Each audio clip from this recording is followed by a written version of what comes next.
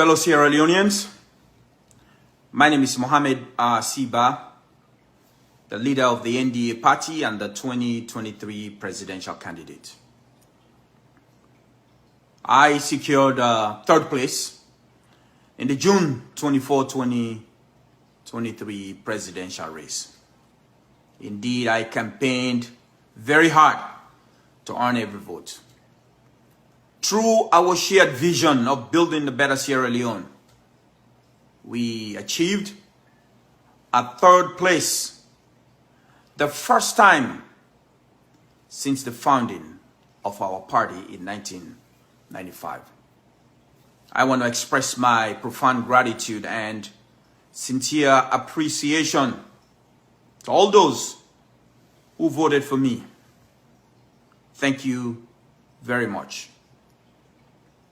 As the new emerging third force, I want to talk to you how we can restore our fragile democracy, promote peace and security, while improving the economic outlook of our people. I want to share with you a more hopeful and stable future that we must build together through a committed and trusted national leadership, a genuine love for country, and sacredly honoring the aspirations of our beloved people. In the wake of the tragic November 26, 2023 security breach of our military installation, our central prison, including the death of our heroic security officers who were guarding our fragile democracy that day, I am deeply saddened that such unfortunate event could happen in a nation that knows too well the residues of armed conflict. I want to again condemn this act in the strongest possible terms and pay respect to our fallen men and women in uniform who protected our nation on that day from anarchy and mayhem. The repeated sounds of gunfires and hand grenades that reverberated across our city skylines did not only echo the tragic horrors of our troubled past, it underscored why we need more than ever a partnership of national cohesion and a politics of inclusivity that respects the rule of law, our constitutional democracy, and social justice for everyone. More than ever, we should be the last nation in the world to ever use military means to solve our political impasses. No winner emerged during our last brutal civil war yesterday, and no winner will emerge today if we think that violence and the use of deadly forces are the means to settle our political discourse. This is a dead end and a dangerous path all of us must resist, regardless of our political, ethnic, and regional persuasion. We suffer moral deficit to our international partners and other nations. We discourage private investors and multinational corporations. We create untold burden on our suffering people when we see violence as a way to achieving political power. And so, how do we create a future of sustainable peace? First, it is by supporting and building credible democratic institutions that are independent, inclusive, viable, and enduring. Take, for example, the Electoral Commission of Sierra Leone. This institution is central to our democracy. This institution must understand that they are frontline peace builders. If they organize and supervise elections that are credible, transparent, free, and fair. They must also know that where the outcomes of their works are transparent, verifiable, and acceptable by everyone, ultimate peace is guaranteed and sustained. Peace is consolidated when we have an independent judiciary and a strong police and military force. When every citizen have the trust and confidence to fair and equitable justice, where the interpretation of the laws are based not on favoritism, political affiliation, or financial bribery, but on the constitutional principles and merits of the law. Peace and security are upheld when we create a correctional service system that treats inmates with dignity, provide them the right to due processes, and accord them the right to live without undue hardship. As a nation, we must continue to address the inequity in our society. We don't need checkpoints, hand grenades, and curfew orders.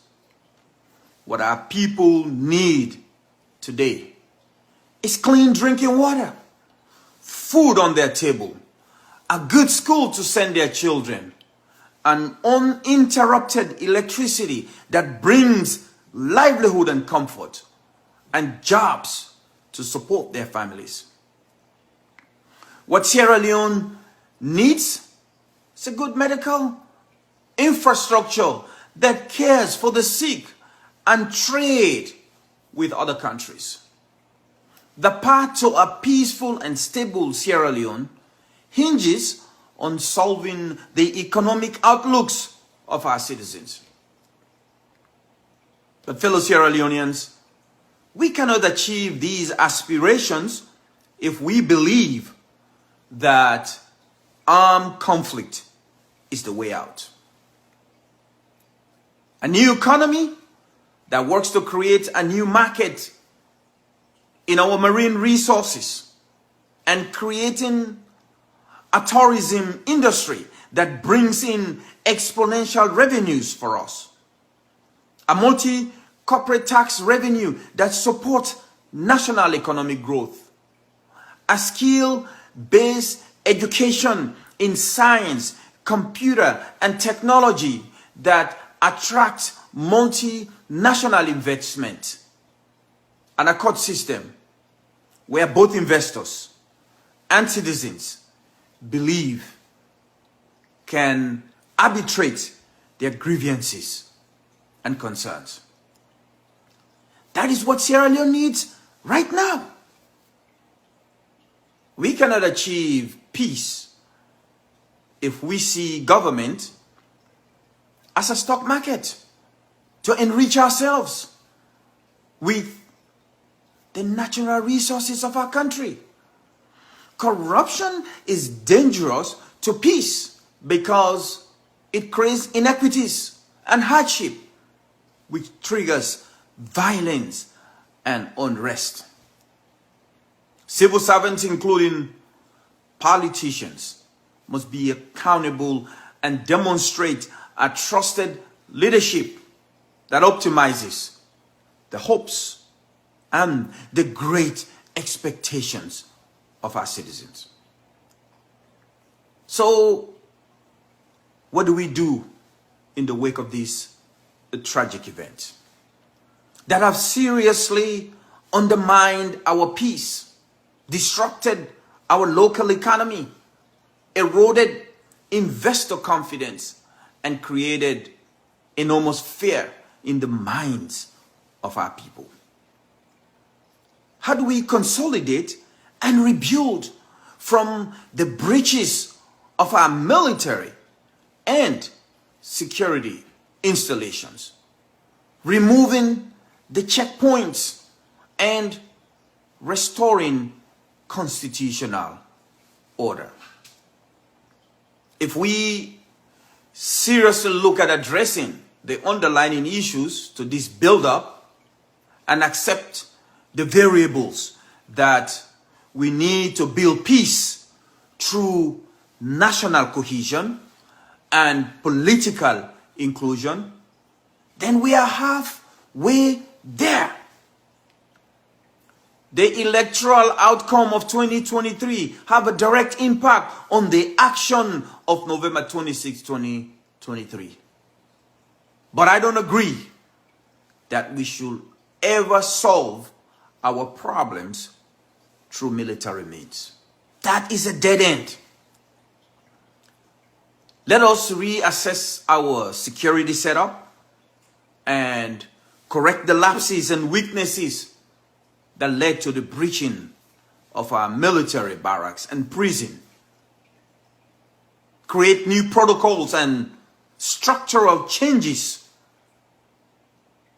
should be made immediately. We should consider moving our barracks to strategic locations with new security parameters, new technological surveillances, and security systems. Our intelligence team should be able to capture actionable sources to foil future threats like what happened a week ago. The Pademba Road prison should be moved from that location. We need an ultra-modern prison system that accommodates more than 5,000 inmates. Not this one that was built only for 324 inmates. We must change the prison condition by providing justice for innocent inmates. Provide sufficient correctional facilities, clean drinking water, and sanitary condition in prison, including proper medical care.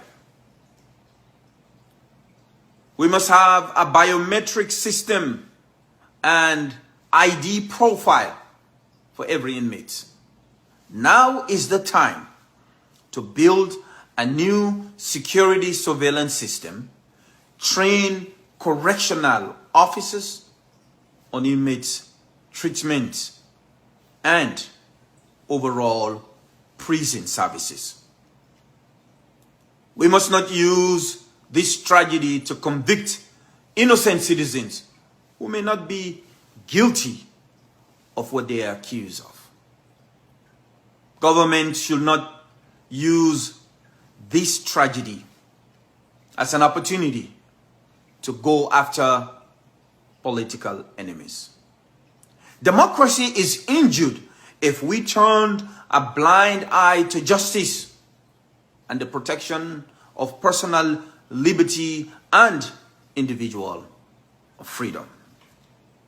Finally, I believe that through the unwavering patriotic leadership in our collective pursuit for freedom and justice, and the way we treat those who even breach our security parameters, how we treat prisoners, our citizens, and the inclusivity of engaging political leaders with their constituency will provide us a fresh and a new opportunity to be rebuilding our democracy and protecting our long-earned peace. Let us all collectively work towards building a positive future, full of hope and optimism and peace for everyone. Thank you very much for listening. May God bless the Republic of Sierra Leone. Thank you.